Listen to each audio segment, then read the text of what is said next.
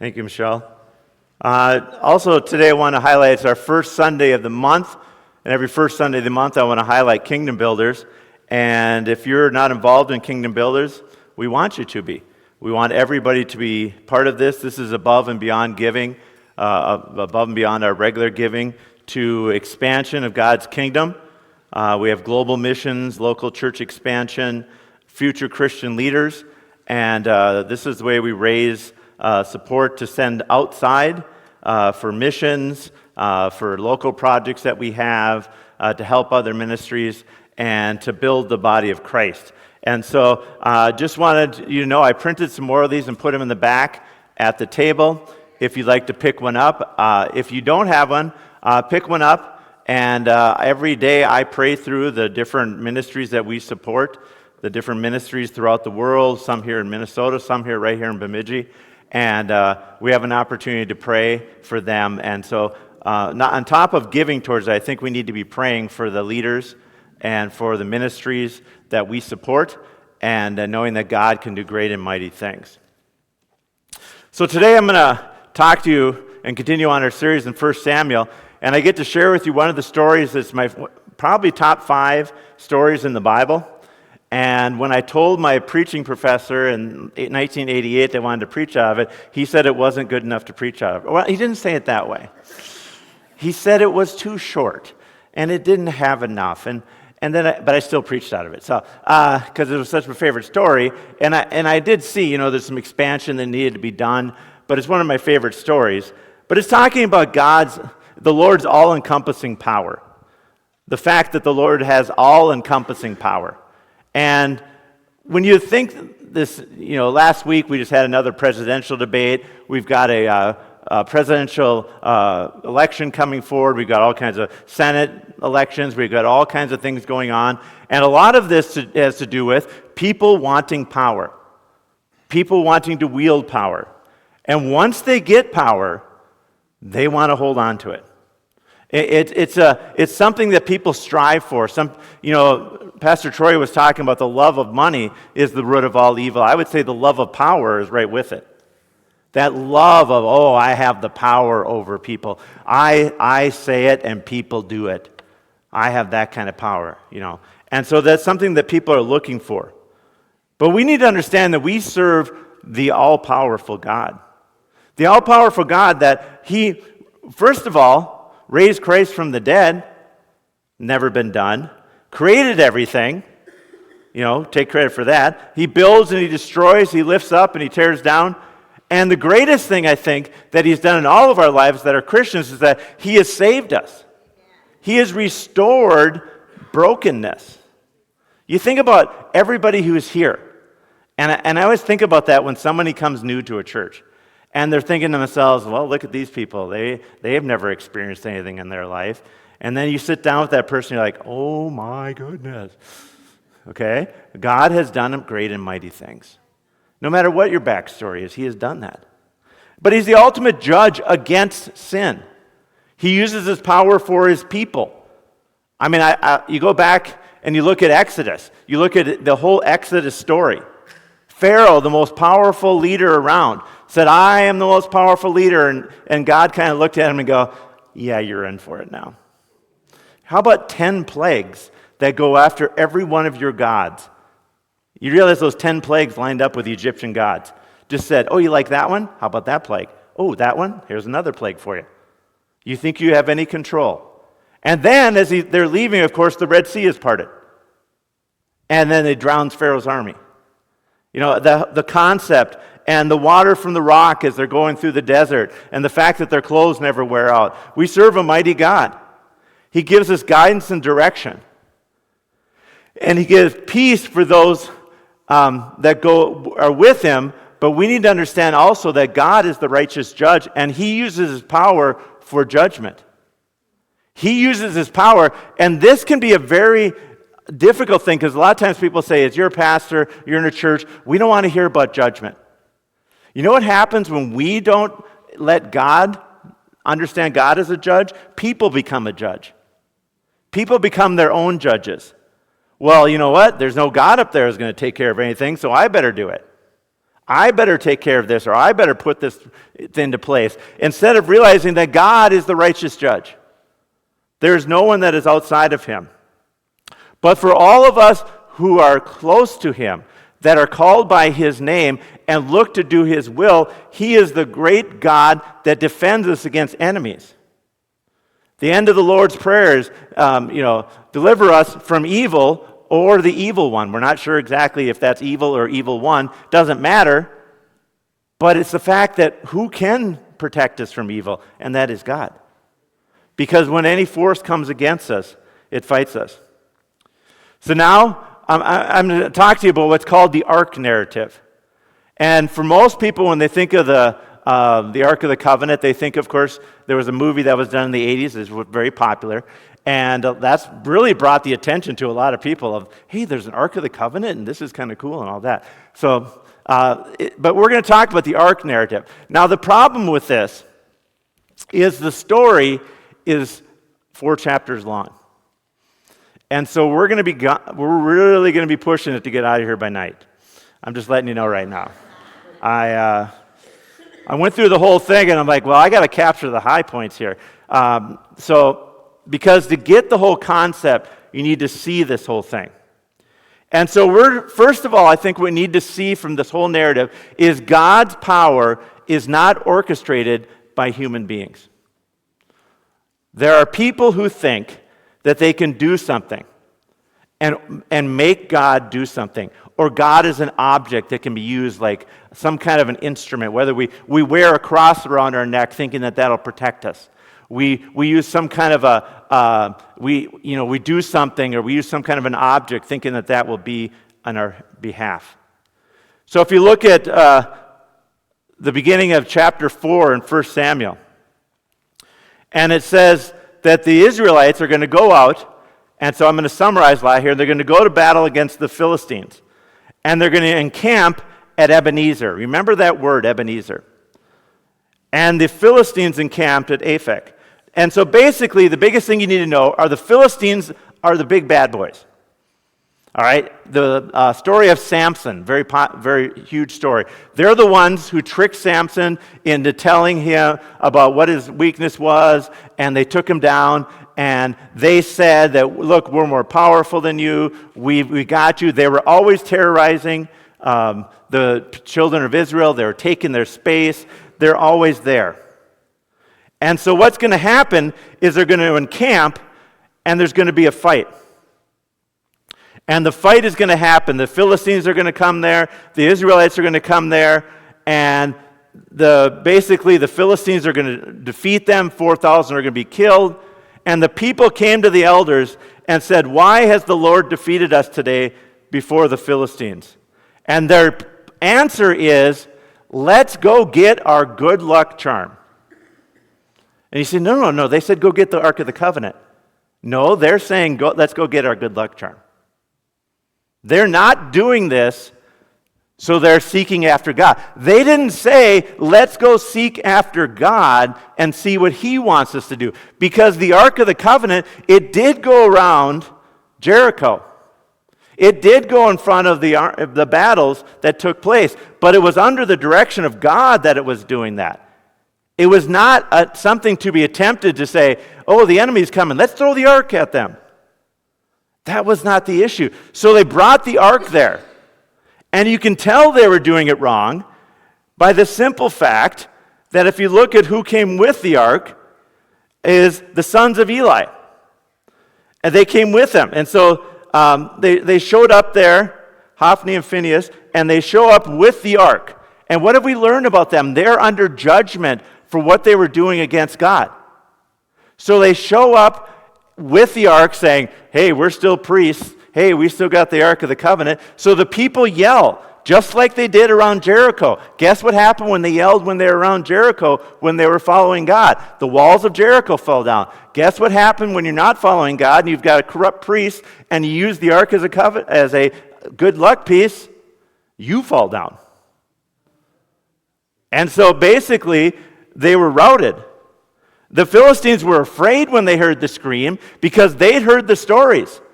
It's always interesting. You see this in is the Philistines were afraid in verse 7, for they said, a God is coming to the camp. Who can deliver us from these mighty gods? It says in verse 8, these are the gods who struck the Egyptians with every sort of plague in the wilderness. So they were like, hey, if these guys are really on fire with God, we're in trouble. But since this wasn't God's will, since they weren't doing this, they decide we better fight as hard as we can against the people of Israel. So instead of it having the effect of pushing back the Israelites, it causes them to be killed by the Philistines. And so they had fear and they had bravery that came out of this. And it says, verse 10, so the Philistines fought, and Israel was defeated, and they fled, every man to his home. And there was a very great slaughter for 30,000 foot soldiers of Israel. And the ark of God was captured, and the two sons of Eli, Hophni and Phinehas, died. Because what God was saying is, I am the powerful God that judges, and my judgment first comes on the people of God that should have known better. The people of God that should have known better. Hophni and Phinehas are not, I mean, we always there's kind of this thing right now we have kind of with TV evangelists. I think there's kind of an assumption that we've had stories, let's be honest, okay? And things like that. But with Hophni and Phinehas, you're like, really? You guys are pastors? I've told a few people this story, but I met somebody from my high school recently who hadn't seen me since high school. And I said, and they asked what I do for a living. I said, a pastor. And they go, well, I didn't see that coming. And my first response was, what did I do in high school? That was so bad. But anyways, but the whole concept here is we think that the Philistines, they shouted and they thought they had it, but God took judgment first against the people that had violated his covenant. The people that were sleeping with the attendants in the temple. God said, yeah, I'm here to judge. Guess who I'm here to judge? The people that I prophesied that I would judge. And so then what happens, starting with verse 12, is Eli is sitting at his seat, and he is watching it. I find this interesting. He's at the road watching, but it says that he's blind. But, I mean, it's just, I don't know. I haven't figured that one out yet. So if I get it, I'll tell you in a future sermon. But anyways, he's there waiting for word from what's going on. And he heard the outcry from the city because the people are screaming, what's going on, what's going on? We think what happened is the Philistines kept going and completely trashed Shiloh. In fact, archaeologists came back and they dug up the city and they said a great fire destroyed it about this time. So Eli's sitting there. And he said, this person comes to him, and the person comes to him with his clothes torn and with dirt on his head, it says in verse 12. And for us, we're like, so? If you are mourning in the Old Testament, you put ashes on your head and you tear your clothes. This is a sign of mourning. The author is doing that to let us know that this is a time of mourning. And so when Eli heard this, he said, the bad news. He said that Israel had fled before the Philistines, and there was great defeat. Your two sons are also dead, and the ark has been captured. As soon as he mentioned the ark of God, Eli fell over backward from his seat by the side of the gate, it says in verse 18. His neck was broken, and he died, for the man was old and heavy. He had judged for 40 years. Now, the word heavy is an interesting word here in Hebrew. It means three things at once. It means somebody that has a lot of prestige. It also means somebody who has the concept of heavy in the sense of, what am I trying to say? Too much weight, all right? And then the other one would be burdensome, okay, that they're a burden.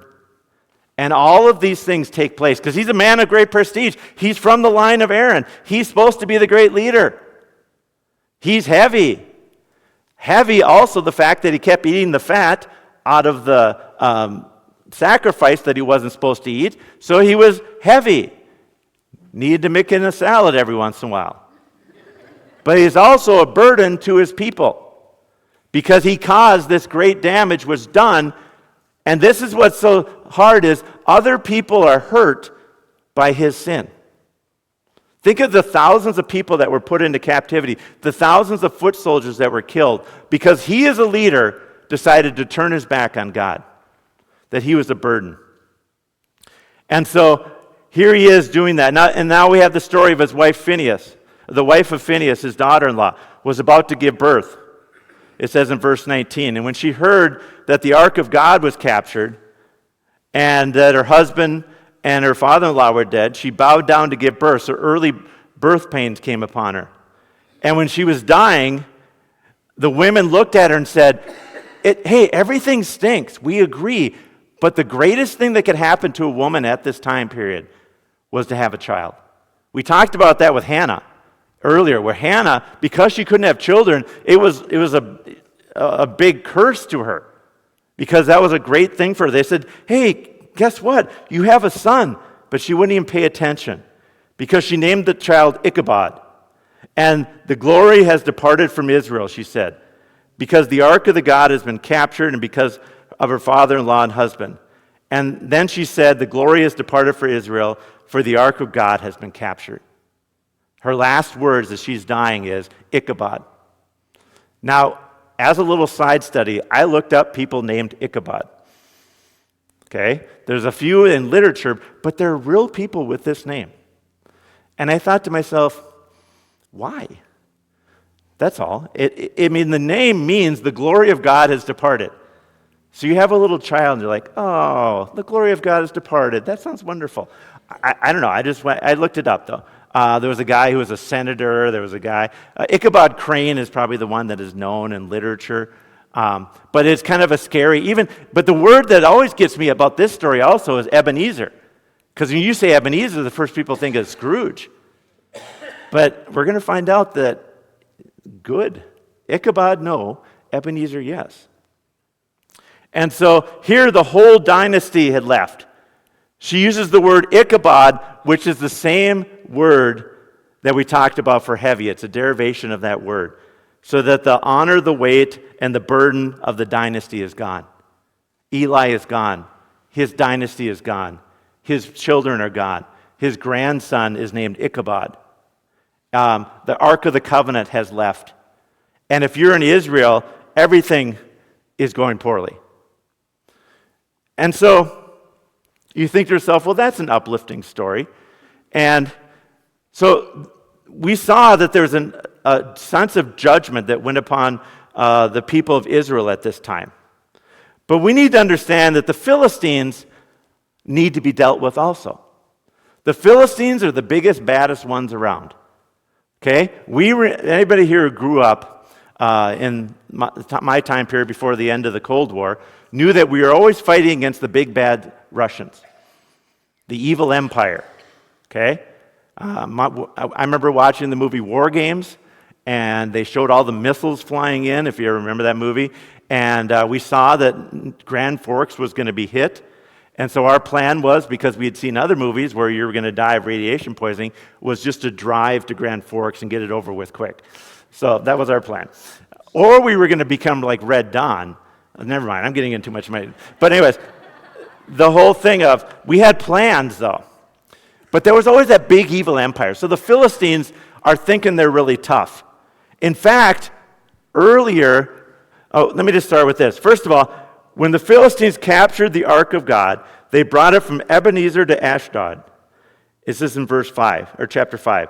Then the Philistines took the Ark of God and brought it into the house of Dagon and set it up there besides Dagon. Now, who's Dagon? Dagon is the leader, is the military god, the big bad god of the Philistines. He's so tough to them. In fact, in Judges 16:23, when they took Samson, they said, now the lords of the Philistines gathered to offer a great sacrifice to Dagon, their god, and rejoiced. And they said, our God has given Samson, our enemy, into our hand. In other words, they gave credit to Dagon. And you know what? They're giving credit to Dagon again. Look at our God, Dagon, took their God out. You see, at this time period, there was a real concept in battle. It wasn't just like who had the most missiles or who had the most guns. well, they didn't have any of those things. Who had the most spears and shields and things like that? It was which god was on which side. And they're looking at it and they said, we're going to make your God be the servant of our God. We're going to put him in his house. We're going to make your God sit in our God's house and basically have to be his servant for life. But God didn't like that plan. And this is one of my favorites. Verse 3. And when the people of Ashdod rose early the next day, this is an important thing. If you're a Hebrew person reading this, the first morning light is the first prayer that you're supposed to give to God, Yahweh, the holy God. And they're like, at the time of holy prayer, when we're all supposed to bow down in front of God, guess what God did with little old Dagon? He said, behold, Dagon had fallen on his face downward on the ground before the ark of the Lord. So they took Dagon and put him back in his place. Okay, so you're supposed to be worshiping God at the morning light. So what does God do with Dagon? It's about time you need to worship, pal. I love that story. Just like he puts him in a worship position in front of him. He just says, and then my best part is, Dagon, he's so powerful. He helped us defeat the Israelites, and he helped us do all this. He helped us defeat Samson, but he can't get his face out of the dirt by himself. I just don't grasp that. So they took him and said, put him back in his spot. Why? I don't know. Because like in Acts, Paul said, Paul got in trouble for saying that gods were made with hands are not gods. I agree with that. If your God needs your help, he's not a God. All right? He just doesn't. And so the next morning, he wanted to make sure that he said, in case he thought maybe it was just the wind, I need to let you know what's really going on. They rose early the next morning, and Dagon had fallen face downward on the ground before the ark of the God, same thing, worshiping. But then he ripped his head off, and the head of Dagon and both his hands were lying cut off on the threshold. Only the trunk of Dagon was left to him. So God, then there's also symbolism in this. This is the way that you ritualistically execute somebody in battle. You cut off his head. We're going to see this later. What does David do to Goliath? Cuts off his head. What does God do to Dagon? And what's my favorite part about this is from then on, and I'm not going to get too much into it, the people of Ashdod were afraid, and they decided that maybe we should never step on the threshold again because that's where God left those. Instead of thinking to themselves, our God's not doing very good. Why are we serving you? What are you bringing to the table? Nothing. All right? And then it goes on from here. In verse 6, it talks about that the Lord's hand was heavy against the people. And they were and he terrified and afflicted them with tumors around Ashdod and its territories. This was the center of all worship. And the men of Ashdod saw how things were going. They said, the ark of God must not remain with us, for his hand is hard against us and against Dagon our God. This is really sad. If this doesn't strike you, it's like, I don't want to hear about God. I want to stay with my own God. Just get the other God, get the real God out of here. There's no, you know what? I want to find out about your God. You know one of the tactics that people reach my Northern European crazy, nutty people that we were? We had sacred trees. And you know what the missionaries would do? Take an axe and cut down our sacred tree and say, if your God's that powerful, let him strike me down. And they didn't, they listened to the missionary. We need to understand, if your God's that powerful, follow him. But if your God is not powerful enough to even keep his hands and his head on, whose job is it to glue those back on? I'm sorry, there's little things. But it's just the whole concept of, what are you doing? I mean, your God has to have things glued back on. It doesn't make any sense. They just want to get rid of it. And so they sent and got all the lords together, and they said, let's go and bring it to Gath. Now, they were aware that the Lord had sent plagues. We saw that in verse 8. They said, we don't want those plagues to come against us. And so they sent it to Gath, and then when they had it there, then they sent the ark of the God to Ekron. But as soon as it came to Ekron, the people of Ekron cried out, they have brought it around us, the ark of God and Israel, to kill us and our people. So they kept sending it around, and tumors broke out, and people died, and all kinds of things were happening because God's judgment was against them for not respecting him and what he was. The Philistines had tormented his people. These are not innocent people, by the way. These are people that had tormented God's people. They had served false idols. They had, basically taunted God by saying, our God Dagon beat you, and you're a worthless little god, and we're going to taunt you. And God said, this is what you're going to get for that. And so they moved it to Gath, then they moved it to Ekron. And it says in Ekron there was a deathly panic throughout the whole city. The hand of God was heavy there. They were struck with tumors, and a cry went up to heaven. Cry, get rid of this thing. So what's going to happen is they have the ark of the Lord there for 7 months. I can't imagine that 7 months of tumors and things happening to them. And so while it was there for 7 months, they called, you know what the Philistines do? They got a plan. We're going to call for the priests and the diviners and say, what should we do with the ark of the Lord? Tell us what we should do. You're supposed to catch attention to that word diviner right there. That is the number one thing that God told the people. You shall not go to diviners. You shall not go to people that are going to tell you your fortune. You should not go to people that are using all kinds of witchcraft and astrological things and things like that. Diviners. This is a completely the way away from God. And he says this to them, and he shows that they're using the diviners there. And they say to him, if you send the ark away in verse 3, maybe you should not send it empty. Let's send it with a guilt offering. Then you will be healed, and it will be known to you by what hand does not turn away. So they're going to send the ark away, but they're going to give God some things that he really wants. Let's give him something that he wants. In fact, I did not talk about this earlier, but the tumors that they got were a disease that was carried by rats. So they decided, let's give God some tumors and some rats. A lot of respect. The detestable part of the human body, the tumor, and rats, which are not supposed to be touched by or eaten or things like that. And they decide that that'll be a great guilt offering to the God of Israel. And it says, then you'll be healed. And so basically, they want to know what's going on. And he says, they missed the whole concept that if you really want to say you're sorry to God, you go to him with a guilt offering.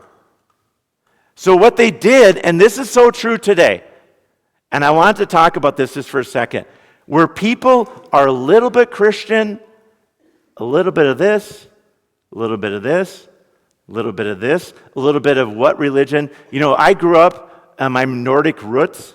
I have a little Nordic religion in me. I have a little this religion in me. I kind of mix and match. That is a common thing today. That is 100% common. And this is basically what they're doing. They're saying, we're going to use diviners, which goes against God, but it's part of our religion. We're going to pick and choose what we want. And God is saying, that's not acceptable. It's not acceptable. He is looking for people that say, no, we only serve the true God. The one true God. And so the diviners tell them, why should you harden your hearts as the Egyptians and Pharaoh hardened their hearts? And so they send it off. They decide they're going to take two cows that are nursing calves at this time. And then they're going to take a brand new cart that has never been used. So they're going to try to prove whether this was a coincidence or if this was God actually against them.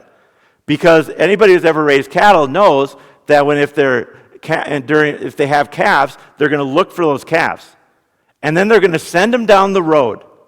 And they're going to send them down the road, and if those cows go towards Israel, they know that it was God of Israel that was against them. But if those cows come back to their calves, they know that it's not God against them. And so they convincing fashion, God says to them, it was me. God says, yep. So God makes those cows do the opposite of what they should naturally do. They go right to the people of Israel, and the ark is sent back to Israel. And great, everything's great, right? God's not done yet. So we see, because here's the thing I don't think I ever understood about this story. He comes back to, and it goes to a town. And you know what town it comes to? A Levite town. Levites were the priestly class. Levites were the ones that were trained in how you're supposed to handle things, how you're supposed to handle the things of God, how you're supposed to be the priest. And if you had a Levite, if you look in the book of Judges, people were fighting over a Levite. If you could get a Levite in your town or have somebody with you, that was a wonderful thing. So it goes to this town called Beth Shemesh. And the people were reaping the harvest. And when they lifted up their eyes and they saw the ark, it says in verse 13, they rejoiced. And they set up a great stone was there. And they split up the wood of the cart and offered the cows as a burnt offering to the Lord. And you say, that seems nice. You're not supposed to offer cows to a burnt offering to the Lord. It's supposed to be male only. In other words, they're just like, hey, we'll make up our own religion. That whole thing about God telling us what to do, we'll just do our own thing. The other thing about a Levite, you know what you're supposed to do with the Ark of the Covenant? The one thing the Indiana Jones thing does get right is you're not supposed to look inside of it, and you're always supposed to cover it. So what did they do? They put it on a rock so everybody could see. And then they took cows, which were not supposed to be killed. They were supposed to only kill male cattle. They were supposed to only do that. And so they did this whole thing, and they knew better. And this could tell you the state of what was going on with the people of Israel at this time. It says, verse 19, and he struck down some of the men of Beth Shemesh because they looked upon the ark of the Lord. He struck 70 men of them, and the people mourned because the Lord had struck the people with a great blow. And then the men of Beth Shemesh said, who is able to stand before the Lord, this holy God, and to whom shall he go up away from us? So he is intending, God is saying to them, you have me to fear, not the Philistines. You need to start treating God the way you're supposed to. So they sent messengers. It went to a different town, Kiriath Jearim, and the people there took it. And now we're going to move to chapter 7. And we're going to find out what God really wants. And I want you to identify what doesn't appear in this chapter. There'll be a quiz later. So it says, from the day that the ark was lodged at Kiriath Jearim, a long time passed, some 20 years, and all the house of Israel lamented after the Lord. And Samuel said to the house, guess who else wasn't involved in the last few chapters? Nobody was asking Samuel, what should we do?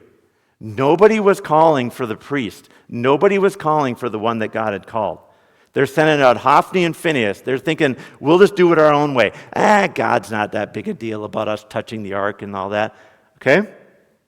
So finally, Samuel said to them, if you are returning to the Lord with all your heart, then put away the foreign gods and the Asherah from among you and direct your heart to the Lord and serve him only, and he will deliver you out of the hand of the Philistines. So the people of Israel put away the Baals and the Ashtaroth, and they served the Lord. So something happened during this time period. You see, in chapter 6, it said the people mourned because the Lord had struck the people with a great blow. In other words, the people were sad because God had judged them. Nobody said, what should I do? How do I repent? And David, we're going to see, David got some punishments. David got some slapdowns from God. But you know what David always did, the way he was a man after God's own heart? He went to God and said, I repent, I deserve it, change me, O God. Create in me a clean heart. So the judgment of God is not meant to just make you sad, it's meant to drive you to him. Because that's what he wants you to do. And so you see in verse 2, and all the house of Israel lamented after the Lord. You can just change the word there? After the Lord. They're going after him. They want to see what God wants of them. And so then, verse 4, they accept the challenge. They put away the male and the female gods. I've talked about this before, but all of the religions around this time, the Baals and the Asheroth, are basically fertility or sex gods. And they're not to be seen. I've seen pictures of them. You don't want to. But basically, that's what they are. Because they're fertility gods. And he said, put away these gods and serve only God. And then Samuel said, gather all of Israel at Mizpah, and I will pray to the Lord for you. So they gathered at Mizpah and drew water and poured it out before the Lord and fasted on that day and said there, we have sinned against the Lord. And Samuel judged the people of Israel at Mizpah. So to formalize their agreement, they all gathered together at Mizpah. This is 5 miles north of Jerusalem. The center of all tribal stuff during the time of Judges. Remember, the Philistines were over them at this time. And they had a time of prayer, fasting, and confession of sins. They say, we have sinned. This is the first time anybody is saying, we have sinned. Oh Lord, forgive us, help us. Everybody else is coming up with their own plans. And they drew water and they poured it out before the Lord. This is the only time we see this in the Bible. Basically saying, this water, which is life-giving, we'd rather pour this out because we want the life-giving of God. They have turned their hearts towards God. So the Philistines heard that the people of Israel had gathered.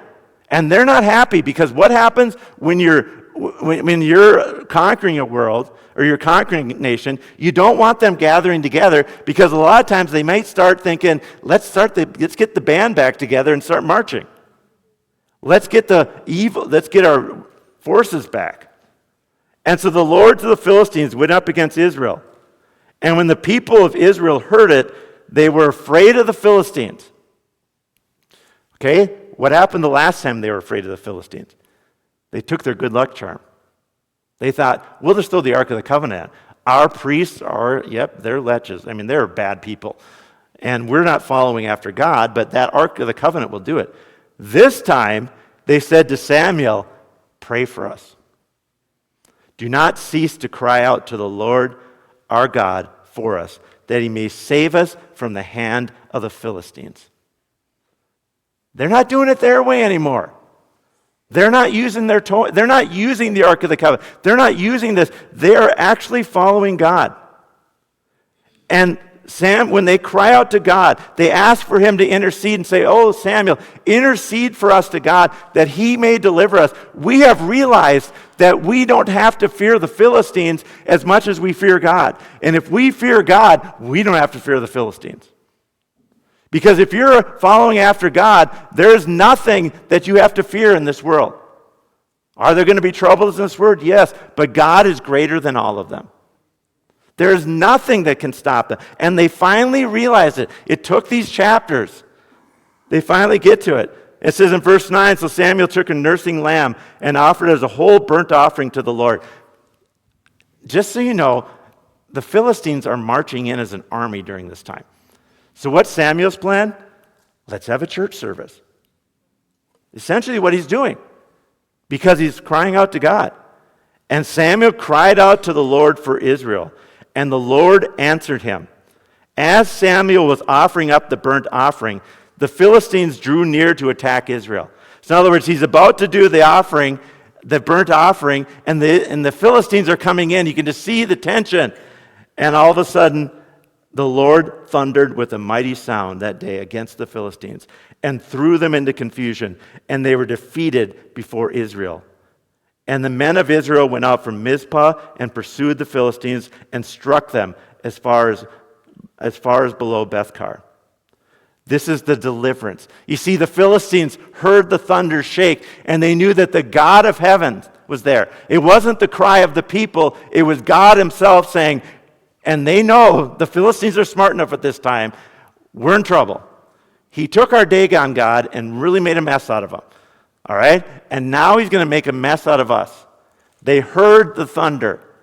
And what did the people of Israel have to do? Trust in God. Trust in God.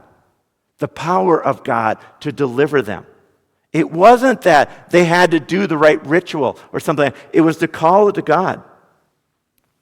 And so then Samuel took a stone and set it up before Mizpah and Shen and called its name Ebenezer, for he said, till now the Lord has helped us.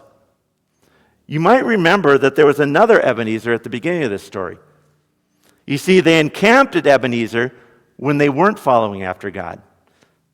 And they call the stone Ebenezer in verse 12 when they're following after God. I wanted to name the sermon Two Ebenezers, but I thought it would be too weird. But basically the concept is the Lord has helped us. In the first Ebenezer, they're like, yeah, we'll take the Philistines on. We'll just go get our Ark of the Covenant. We'll take it. The second Ebenezer is like, God, you do it. It's all you. If I'm going to have anything in this world, it's because you're going to do it for me. We come before you and we raise the song, that we raise our Ebenezer. That's a song. And so they raise it up to him. And they have total victory. It says the Philistines are going to never again enter the territory of Israel during this time. The hand of the Lord was against the Philistines through the whole time of Samuel. Basically, you have to understand, the Philistines are recorded in all kinds of other writings saying nobody messes with them. But the Israelites got to the stage that, first of all, they took all the land back from them that they had taken from the Israelites. There was peace between Israel and the Amorites. You're like, where did they come from? The Amorites were afraid of the Israelites because of God. They didn't have to fight them. They're like, we know you're God. We want to be at peace with you. And so this whole thing, and he's a judge for the rest of the time. But I want you to understand, the whole Ark covenant, do you notice that the Ark is not present here when they win? It just struck me as I was reading through this week. It wasn't the Ark. It was the God that comes from the Ark. Okay, it's the God. It's not the Ark itself. It is God. If God would have said, go get the Ark, then they need to go get the Ark. When they ran around Jericho, they used the Ark. When they marched through the desert, they used the Ark. But it's not something to be played with, the power of God. And I think that that's important for us to understand as Christians today. We need to follow what God calls us to do. We need to humble ourselves before him, trust in him that he can raise us up, that he can defeat the enemies that come against us.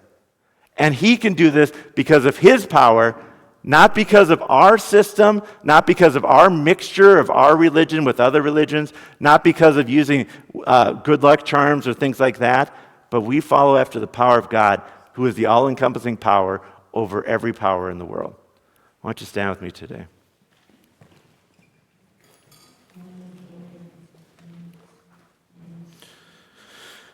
If you're here today and you've never accepted Christ,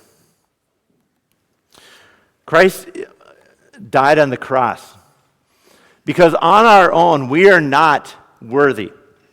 When I stand before God someday, I am worthy of judgment. Me personally, that's all I'm worthy of without Christ. You notice everything in the Old Testament kind of points to the perfection. They say, Samuel, intercede for us. Samuel, intercede. You know who intercedes for us right now? Jesus Christ. He intercedes for us. When we're in trouble, we go to Jesus and we say, intercede for us. We need help. We need to be forgiven. We need to be cleansed. And if you're here today and you want to become a Christian, come and talk to one of our prayer ministers. But for everybody else that's here, whatever battle you're facing right now, whether it's a sickness, whether it's a financial thing, whether it's a family issue, whether it's finding a job, it could be anything. God is powerful enough and never has any areas that he can't handle. He everywhere. So if you need someone to pray with you today and intercede for you, come and talk to one of our prayer ministers. We'd love to pray for you today. Lord, we come before you today knowing that you are the great and mighty God, knowing that you are the one God that has no barriers, no boundaries. You bow down to no one, others bow down to you, God. And we just thank you for this, God, your blessing. And Lord, help us this week to know that we serve the God that thunders in the heavens, rules the earth, and has all-encompassing power over the evil one, God. Let us not rely on ourselves. Let us not rely on second rate. Let us rely completely on you. In the name of Jesus, amen.